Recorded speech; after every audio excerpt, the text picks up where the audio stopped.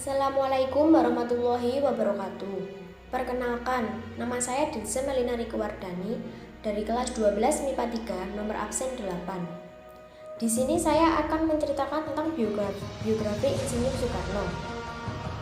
Insinyur Soekarno atau yang disebut dengan Bung Karno lahir di Blitar pada tanggal 6 Juni 1901, beragama Islam.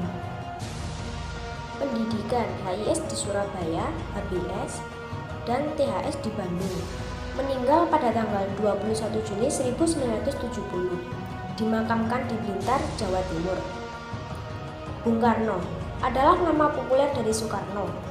Ketika Soekarno kecil, ia tidak tinggal bersama dengan orang tuanya yang berada di Blitar. Ia tinggal bersama dengan kakeknya yang bernama Raden Harjokromo di Tulungagung, Jawa Timur. Soekarno bahkan sempat mengenyam sekolah di sana, walau tidak sampai selesai karena harus ikut bersama dengan orang tuanya yang pada waktu itu pindah ke Mojokerto. Di Mojokerto, Soekarno kemudian disekolahkan di Erste Indolense School, di mana ayahnya juga bekerja di situ sebagai guru. Akan tetapi, ia dipindahkan pada tahun 1911 ke LS yang setingkat sekolah dasar untuk dipersiapkan masuk di HBS yang ada di Surabaya. Peristiwa Insinyur Soekarno. Pada tanggal 17 Agustus 1945, Soekarno dan Muhammad Hatta memproklamasikan kemerdekaan Indonesia dari penjajahan Jepang, di mana tanggal ini juga diperingati sebagai Hari Kemerdekaan Indonesia. Tapi sebelum tanggal 17, ada peristiwa penting yang terjadi pada Insinyur Soekarno.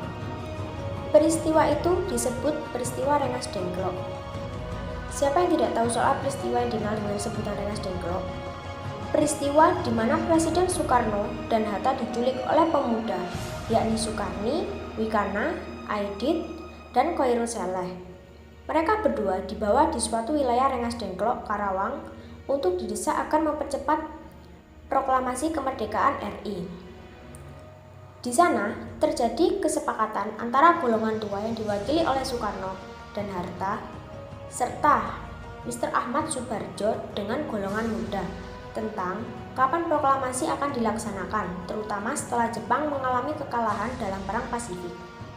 Menghadapi desakan tersebut, Soekarno dan Hatta tetap tidak berubah pendirian. Sementara itu, di Jakarta, Khairul dan kawan-kawan telah menyusun rencana untuk merebut kekuasaan. Tetapi apa yang telah direncanakan tidak berhasil dijalankan karena tidak semua anggota PETA mendukung rencana tersebut.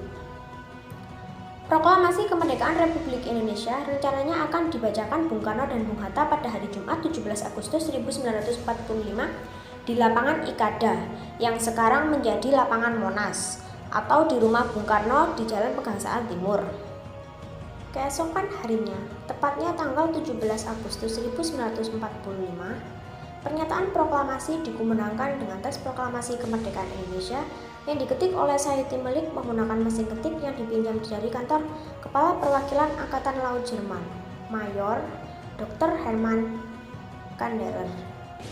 Peristiwa Rengas Dengklok yang terjadi pada tanggal 16 Agustus itu tidak akan pernah dilupakan, dan kemerdekaan Indonesia yang bertepatan dengan tanggal 17 Agustus puluhan tahun silam tentu tidak akan bisa dilepaskan dari jasa para pahlawan yang telah gugur dalam memperjuangkan kemerdekaan Indonesia ini.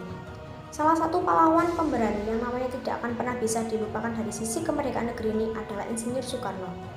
Proklamator sekaligus Presiden Indonesia yang pertama ini memang memberikan begitu banyak pengaruh hingga akhirnya Indonesia bisa merdeka.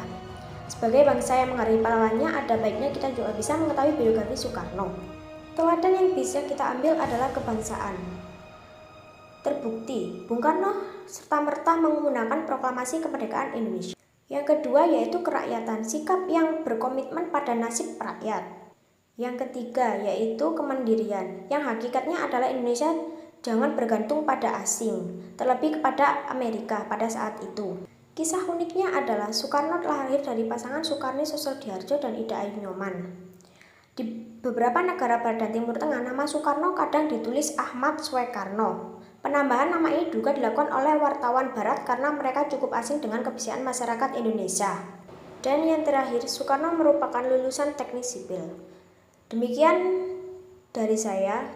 Terima kasih. Wassalamualaikum warahmatullahi wabarakatuh.